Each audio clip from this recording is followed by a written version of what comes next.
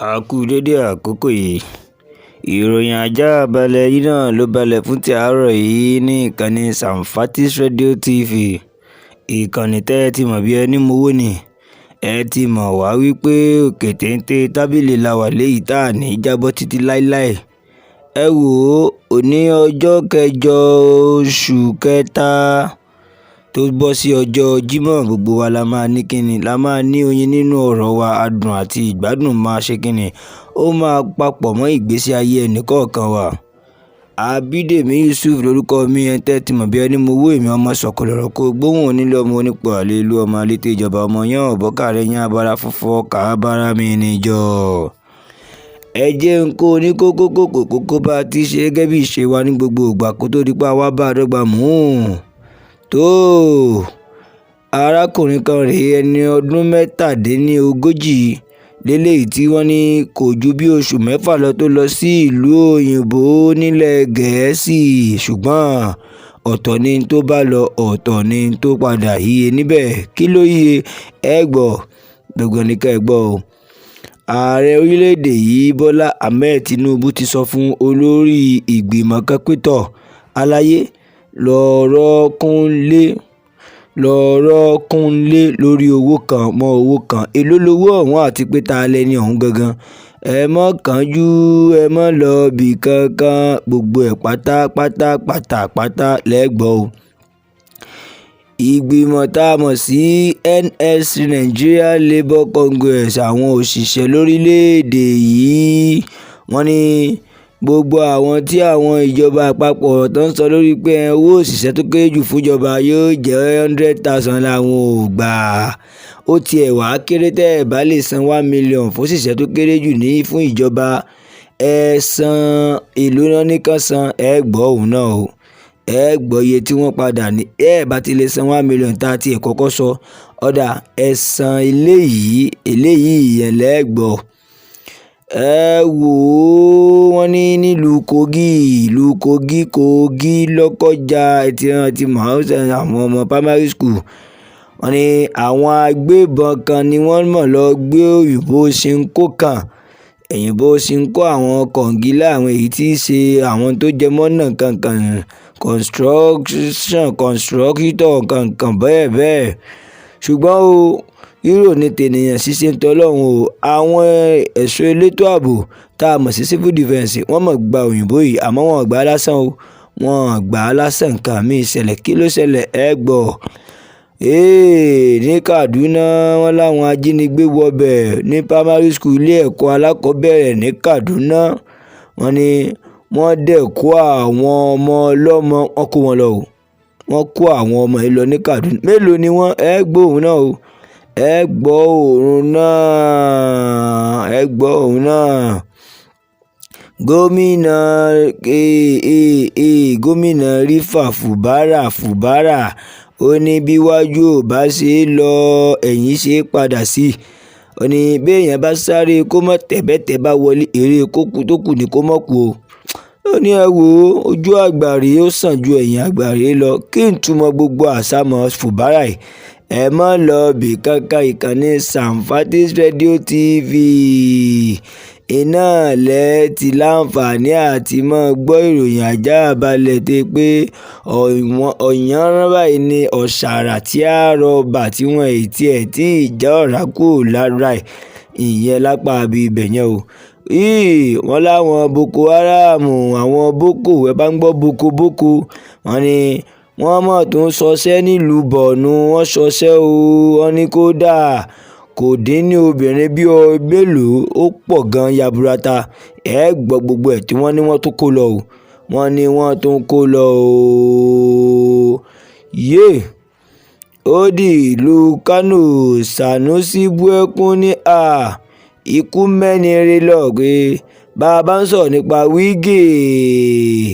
Ó ní kẹ́ni ó mọ̀ nípa tó kó nínú ayé òun nígbà tí wọ́n yọ òun ní Emir àti Kano. Ó ní kẹ́ni ó ló nípa tó kó. Irú ipa wo ni Sanusi Lamido sọ pé olóògbé kó nínú ayé òun? Ẹ kú gbọ́ gbogbo ẹ̀.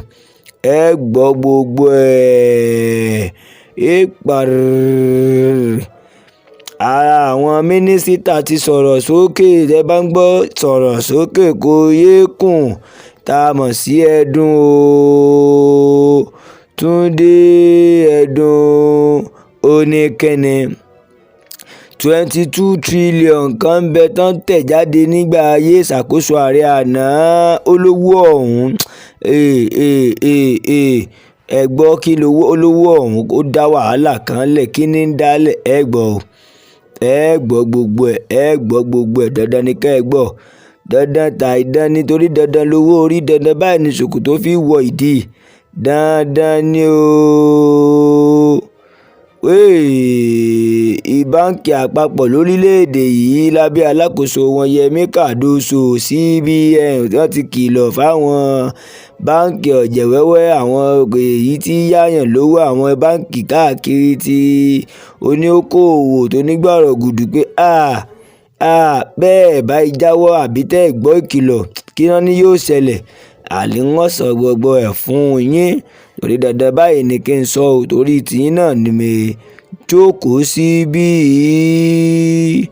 tó wọ́n ní airport ní Èkó ẹjẹ́ ń fi eléyìí kẹ́yìn kókó rẹ̀ ká tó bá a dọ́gba pé iná mọ̀ tún ṣẹ́yọ ní airport o iná ni o níbo iná tún ti ṣẹ́yọ gbọ́ o dandan báyìí ni ká ẹ gbọ́ tó àwọn kókó ròyìn láti fún yín eléyìí tó yẹ pé ká bá a dọ́gba báyìí ló kù kí á dẹ̀ fún yín ní gbogbo ẹ̀bí tí ń lọ òkè láǹfààní àti ro mọ́ra gẹ́gẹ́ bí ìró gangan tíyàwó lé jí lórí ilẹ̀ bá mọ́ o ẹ jẹ́ ń bẹ̀rẹ̀ láti ọ̀dọ́ ọmọkùnrin kan ọmọ ọdún 37 èyí ọmọbìnrin tiẹ̀ ní obìnrin ní agbẹjọ́rò obìnrin ni o tá a bá ń sọ̀rọ̀ nípa Chidinma Ezenyile eléyìí tí ó jẹ́ ẹni Ọlọ́run pè láìpẹ́ o wọ́n ní kẹ́ni wọ́n ní ọmọbìnrin agbẹjọ́rò mọ̀ ní eléyìí tó gba ìlú òyìnbó lọ tá a bá ń sọ̀rọ̀ nípa Chidinma Ezenyile wọ́n ní gbòódé ìlú òyìnbó agbẹjọ́rò ní Nàìjíríà kó tó lọ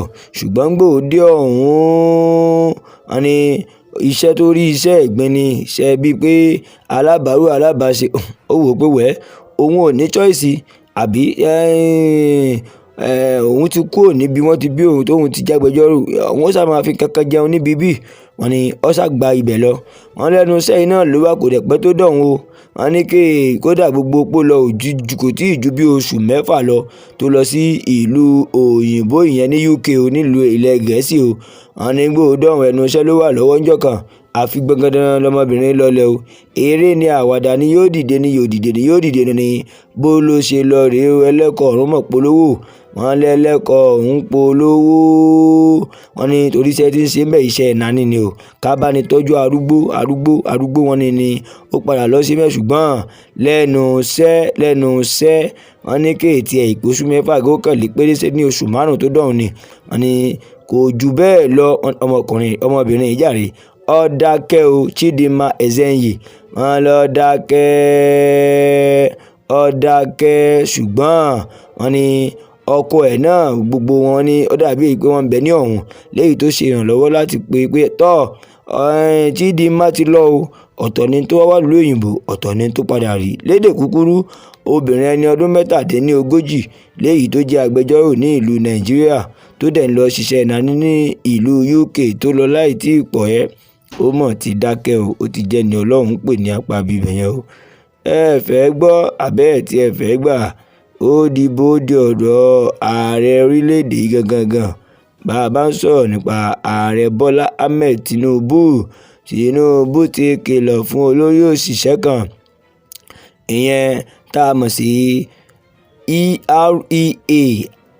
REA Rural Electrification Agency ọ̀gá àwọn èèyàn Ahmadu Salihu Ahmad àtàwọn mẹ́ta kan lórí owó tó tóbi 1.2 billion fún ìlọrin ṣàánú wẹ́nì owó rèé kúkú sí owó àpèkánukò owó tí dẹ́rù bó sì ti pé tí àgbàná bá wọbẹ̀ àgbàná gan ó mèrè ní pé irú eléyìí kọ́ lòun lè jẹrun wọ́n ní ààrẹ orílẹ̀-èdè ti sọ fún Ahmadu yẹn Salihu pé àtàwọn mẹ́ta kan tó jẹ́ aṣọmọgbé ẹ̀ pé tọ́ ibi ẹ̀ bá dé yìí náà dá o bẹ́ẹ̀ bá ti rákàntì owó 1.2 billion naira iṣẹ́ ẹ lọ rọ́kúnlé yìí ẹ ṣe náà ti tó.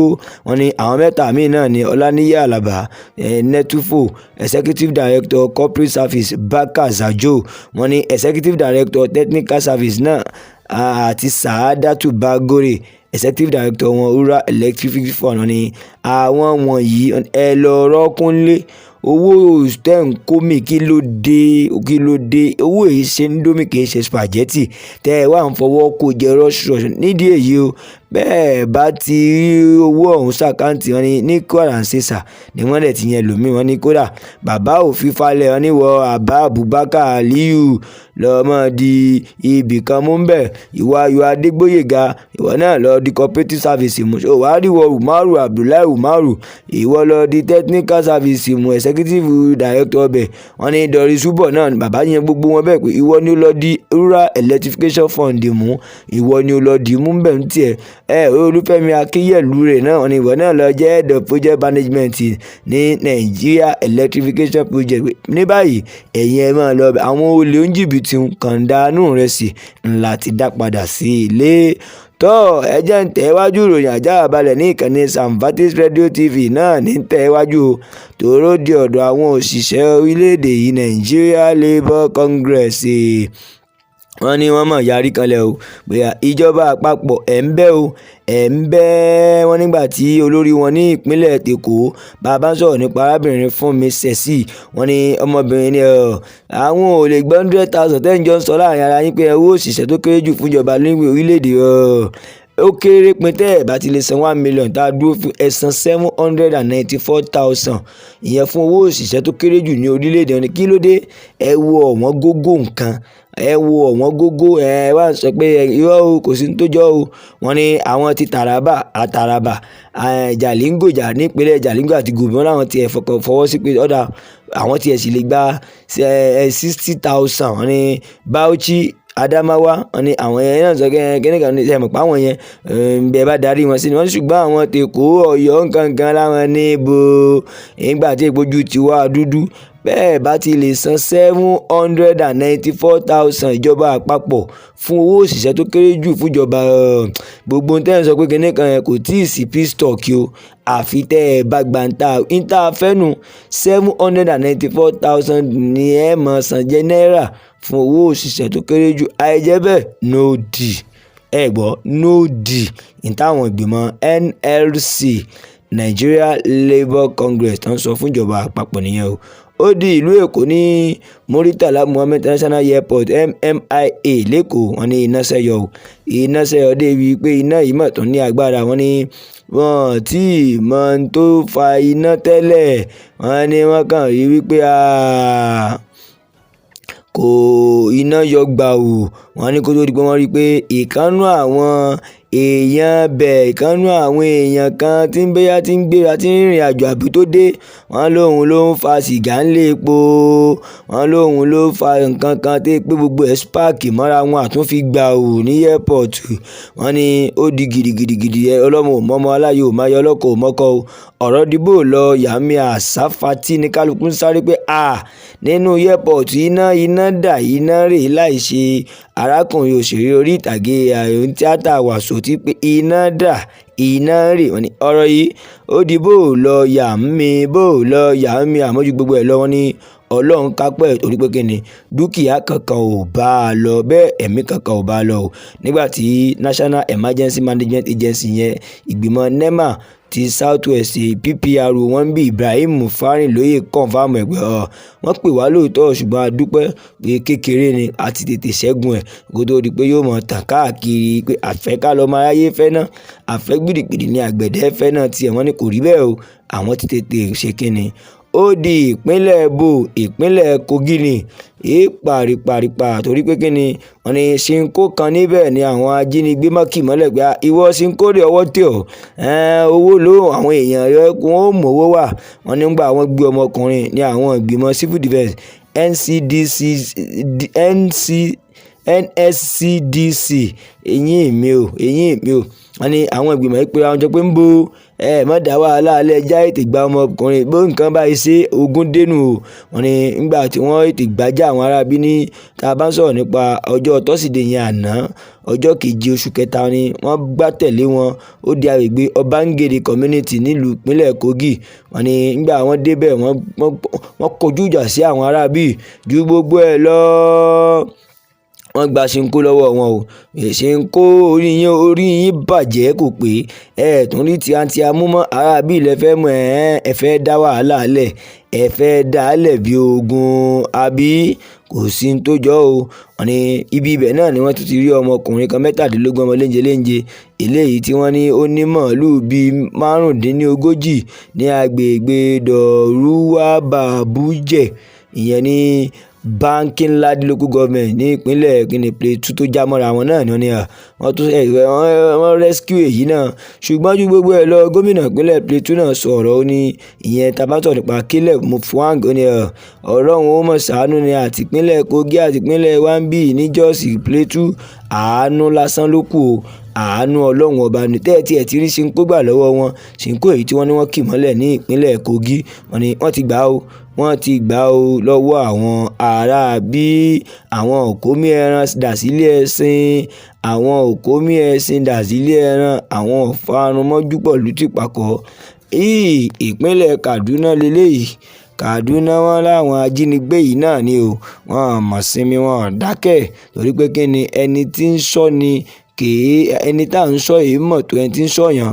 Wọ́n ní ní sùkúù kan ilé alákọ̀ọ́bẹ̀rẹ̀ kan tá a mọ̀ sí LEA primary school ní Kuriga ìyẹn ní agbègbè Kuriga ní Chikun local government nípínlẹ̀ Kaduna.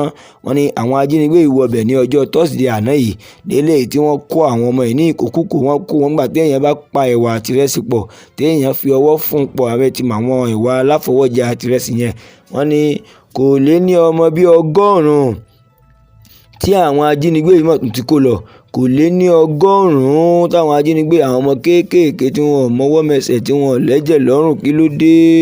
Wọ́n ní kí ló dé o nídìí èyí wọ́n ní wọ́n ti wá ní ọyẹ bọ́ta o gbogbo ẹ̀yin ẹ̀ṣọ́ elétò ààbò torí mínísítà fún internal security and home affairs Samuel Aruwa wọ́n ní bàbá yìí wọn tiẹ̀ fèsì àwọn àfọwọ́ jíṣẹ́ tó sẹ́ndì sí wọn yẹn mẹ́sẹ̀jì pé báyìí wọ́n ní kódà iléeṣẹ́ ìgbìmọ̀ ọlọ́pàá ní ìpínlẹ̀ Kaduna tá a bá ń sọ̀rọ̀ nípa ASP Mansour Hasan wọ́n ní bàbá yìí ò tiẹ̀ ráyè bá wọn sọ̀rọ̀ lórí fóònù pẹ́ dúró kí ní í ṣẹlẹ̀ báyìí o wàhálà lọ́tún wàhálà ló sì à ń jínigbé àwọn ọmọ ọlọ́mọ mà tó ń lélẹ̀ yìí kí tú orin wo la fẹ́ kọ sígbẹ̀dú ilé wọn ni wọ́n sọ pé ẹ̀kọ́ hip hop tàbí kẹ́kọ̀ọ́ amapiano òun ní rìn lọ́wọ́ tẹ́ ẹ̀ bàbá ti wá lọ ẹ̀kọ́ Tony Montana o ní apá abibẹ̀ yẹn kò jẹ́ bó ṣe lóhùn ó jẹ́ kò jẹ́ bó ṣe lóhùn ó jẹ́ o ó di ọ̀dọ̀ Fubara ni mo balẹ̀ sí Fubara ni ọ̀wọ́n rán ní fàdúró gbé mi délẹ̀ yìí. Fubara bá ń sọ̀rọ̀ nípa gómìnà ìpínlẹ̀ Rivers ó mọ̀ ní ó ní ó wù òun kóhun ó give up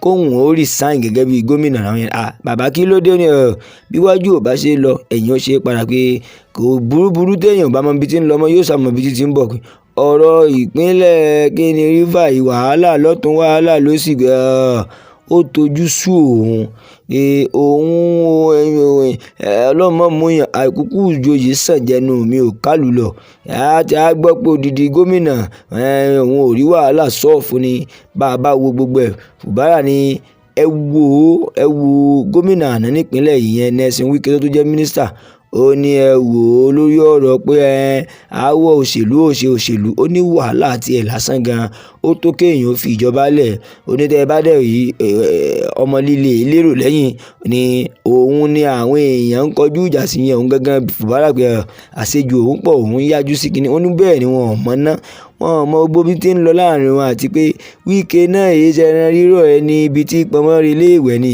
àmọ́ ọmọ líle jàre ẹjọ́ ó ní yàtọ̀ sáwọn yẹn ó ní ẹ tún wo gbogbo àwọn nǹkan tí ń ṣẹlẹ̀ lọ́tún lósì ó ní ẹ wò ó nínú àwọn ọmọlẹ́gbìmọ̀ aṣòfin tóun ń lò èyí tó ṣe ti Wike ló pọ̀ jù nù wọn. Pé ó túmọ̀ sí pé àárín ọ̀tá lòun ti ń jẹ, lòun ti ń mu, lòun ti ń sùn, lòun ti ń jí. Ó ní kí á láǹfààní, ó ní ẹ wò ó ọlọ́mọ mu wa àti gbọ́ ni ayé ìgbà kan la ìgbọ́ burú lẹ́nu abọ́ rẹ̀, nísìn abọ́ rẹ̀ gan ni ó fọ aburú fún rẹ̀ pé ẹ gbọ́ o báyìí báyìí. Ó ní bí ò bá wọ̀ kóun ó fi ipò gómìnà lẹ̀ ní ìpínlẹ̀ Rivers, ìyẹn Fubara ló sọ bẹ́ẹ̀.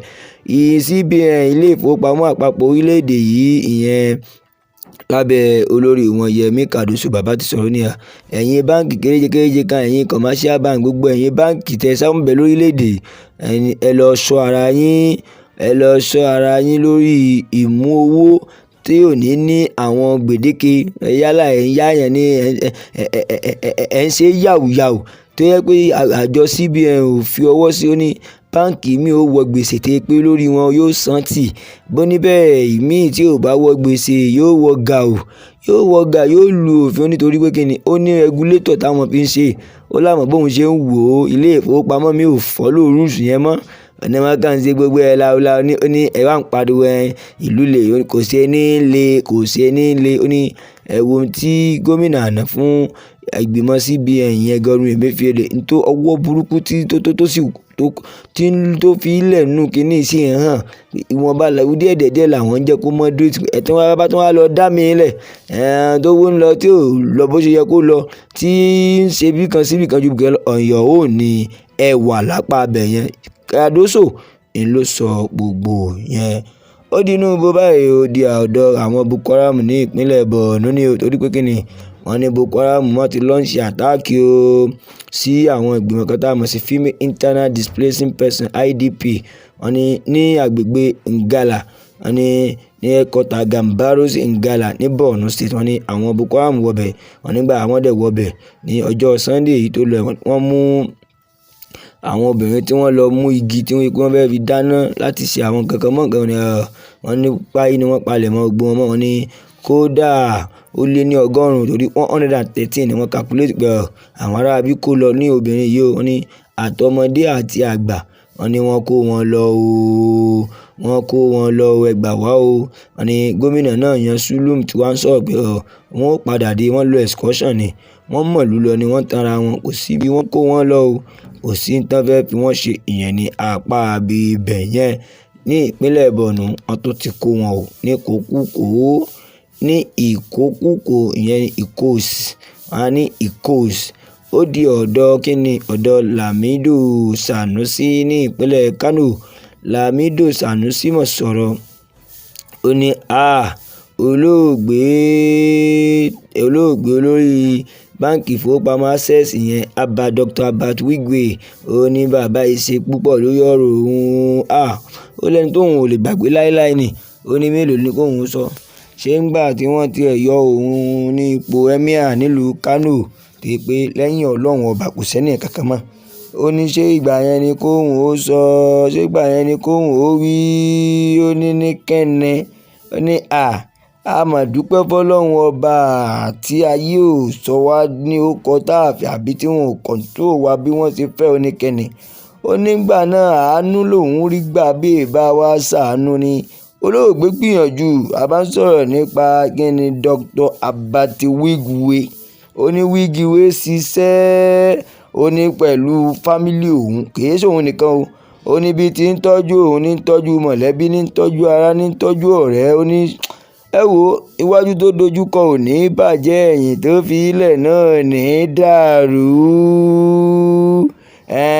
Lamido ló sọ bẹ́ẹ̀. Onítọ̀ Dr. Abat Wigwe ní èèyàn nú abìdí yànyàn.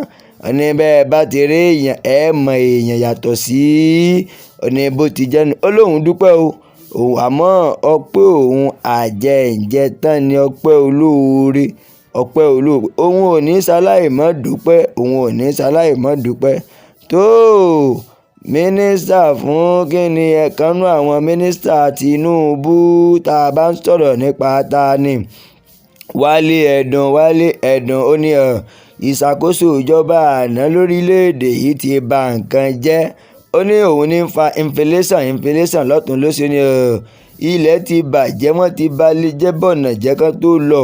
ó ní ìjọba àná Muhammadu Buhari àti olórí báǹkì àná ní ẹni ibi tí pọnmọ́ iléèwé ẹni téèyàn rí ti jáhò ni wọ́n ò ní ẹ wo owó kan o ó ní owó kan ń bẹ tán 22.7 trillion naira ó ní wọ́n tẹ owó yìí ní emergency ta ló ná olólórí bobo ni wọ́n làwọn èèyàn ní ààrẹ onírọ̀ ó lóun ò bá ààrẹ wí ó ní òun kàn ń sọ pé má ṣe ṣe é ni ó ní ẹ wò wàhálà yìí náà ní ń bẹ lára àwọn tí ń rùn tẹ pé kéètàn ó ní àmọ́jú gbogbo ẹ̀ ọlọ́run ni ó bá wa ṣe o Wálé Ẹ̀dùn ní ọlọ́run nìkan ṣoṣo ló lè bá wa ṣe é tá a fi rìkọ́fà o ó ní tó bá jẹ́ èèyàn ni èèyàn ò ní lè ṣe ó ní ọlọ́run ni o ó ní ẹ wo Emefiele yìí sì ń jẹ́wọ́ lọ́wọ́ pé àwọn owó kan bẹ́ẹ̀ bì kan àwọn kan bẹ́ẹ̀ bì kan ní àwọn aláìda ó ní àwọn irú àwọn wọ̀nyí èyí sí àwọn èèyàn tí wọ́n fi sínú àwùjọ o ó ní ẹ wò wọ́n kó mí ẹran wọ́n bà gbogbo nǹkan jẹ́ wọ́n balẹ̀ jẹ́ wọ́n bọ̀nà jẹ́ o ó ní iṣó ọ̀hún tán só nírùn ni ò tí ì tán lẹ̀ yìí ìyẹn ní apá ibẹ̀ yẹn kò jẹ́ bó ṣe lóhùn máa jẹ́ o ó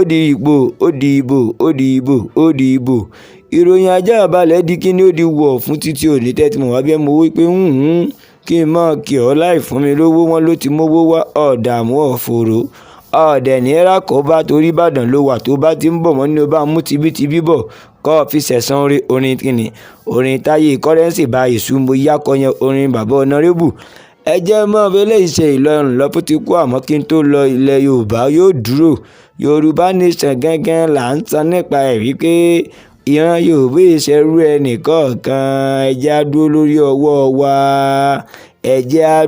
lórí ọwọ́ wa wọ́n ní bá mọ̀ ìmọ̀ wọn ara ẹni ní gbéni lékè ọgbọ́n ẹni kọ́bọ́ sí bóyá èèyàn ṣe lu ayé ní ìlà òlòpin